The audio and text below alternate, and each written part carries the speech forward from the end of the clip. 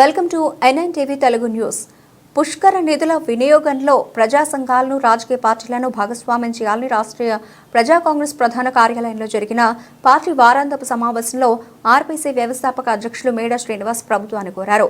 1000 కోట్ల పుష్కర ప్రత్యేక నిధులను కేవలం ఘాట్ల అభివృద్ధిని చూపిస్తూ మిగిలిన నిధులను దారి మళ్లిస్తున్నారని అపవాదులు ఉన్నాయని, ఈ దఫా పుష్కర నిధులు దారి మళ్లకుండా అధికారులు ప్రత్యేక దృష్టి సారించాలని, గత పుష్కర నిధుల్లో మిగిలిన ఫండ్స్ కు నేటికి జవాబుదారీతనం లేదని, గత పుష్కర నిధుల వినియోగానికి సంబంధించి రాజమండ్రిలో చెప్పుకోదగిన అభివృద్ధి లేకపోయిందని, 1000 కోట్లు అన్ని ఘాట్ల అభివృద్ధి ముసుగులోనే దారి మళ్లాయని, గత పుష్కరాలు రాజమండ్రి నగర పరిసర ప్రాంతాల దాతల ఔదార్యంతోనే భక్తులకు వెలకట్టలేని సేవలు జరిగాయని, ప్రభుత్వ ధనం పెద్దగా ఖర్చు కాలేదనే అపోహలు ప్రజలు ఉన్నాయని, 2027 సంవత్సరంలో మొదలయ్యే రాజమండ్రి పుష్కరాలకు సంబంధించి పుష్కర నిధులను ఈ దఫా రేవులు ఘాట్లతో పాటుగా దక్షిణ కాశీగా పేరుగాంచిన ఉమా కోటిలింగేశ్వర స్వామివారి దేవాలయాన్ని ఎంతగానో అభివృద్ధి పరిచే దూర ప్రాంత భక్తులకు పర్యాటకులకు ఆకర్షింపబడే విధంగా ప్రభుత్వం ప్రత్యేకంగా దృష్టి సారించాలని, నగరంలో వర్షపు నీరు నిలవకుండా ముంపు నిలువ లేకుండా చర్యలు చేపట్టే విధంగా ప్రణాళికలు సిద్ధం చేయాలని,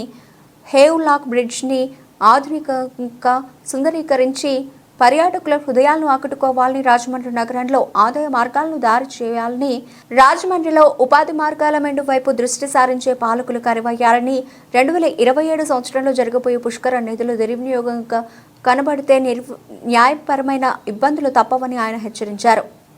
రాష్ట్రీయ ప్రజా కాంగ్రెస్ వారాంతపు సమావేశానికి ఇచ్చేసినటువంటి పార్టీ సిక్యులర్స్ అందరికీ నా ప్రత్యేక ధన్యవాదాలు. ఈరోజు రాష్ట్రీయ ప్రజా కాంగ్రెస్ పార్టీ ఎజెండాలో ప్రధాన అంశం ఏంటంటే 2027 వస్తుంది. పుష్కరాల సందర్భంగా ఏర్పాట్లకి ప్రభుత్వం ఇప్పటి నుంచే ఎక్సర్సైజ్ మొదలెట్టింది. రాష్ట్రీయ ప్రజా కాంగ్రెస్ పార్టీ ఆ రోజు 2015లో జరిగినటువంటి పుష్కరాల్లోని అనేక సందర్భాల్లో ప్రజాధనం ఏ విధంగా దోపిడీకి గురైందన్నది ఆ రోజు ఎంతో గగ్గోలు పెట్టింది.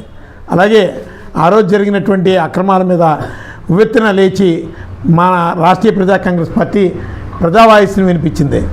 ఈరోజు మళ్ళా 2027 వేల కోట్ల రూపాయలు ప్రభుత్వ నిధులు, ఇదంతా ప్రజాధనం ఏ విధంగా ఉపయోగిస్తారు, భద్రతా ప్రమాణాలు ఏ విధంగా మా చర్యలు చేపడతారు, అలాగే ఆ రోజు జరిగినటువంటి పొరపాట్లు మరలా జరగకూడదు, ఇవన్నిటి మీద కూడా ప్రభుత్వానికి ఒక అవగాహన ఉండాలి.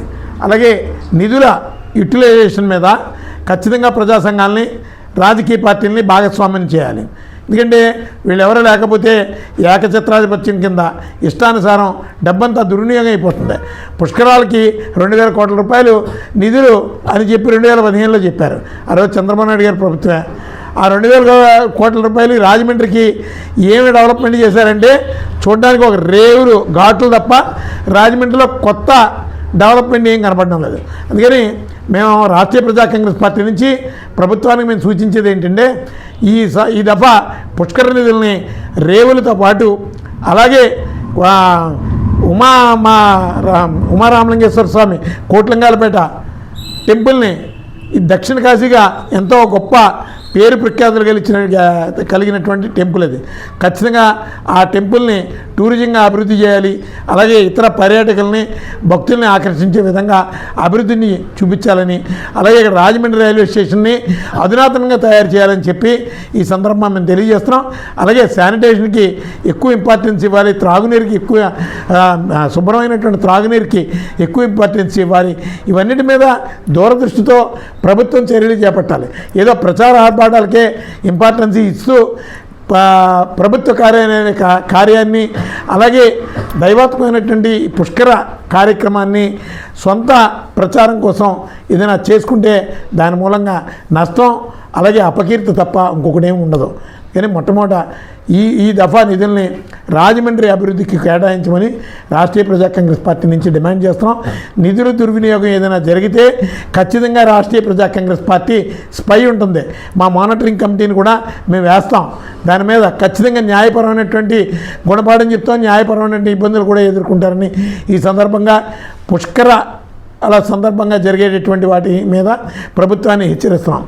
అదేవిధంగా మరొక ముఖ్య విషయం, పుష్కరాలకి పేపర్ మిల్లు ద్వారా విడుదలయ్యే ఈ వ్యర్థాలు అలాగే విషపూరితమైనటువంటి రసాయనాలు గోదావరిలో కలపకుండా చర్యలు చేపట్టాలని ప్రభుత్వం ఆ దిశగా దృష్టి కేంద్రీకరించాలి. ఎందుకంటే గోదావరి జలాలు తీవ్రంగా కలుషితం అవుతున్నాయి.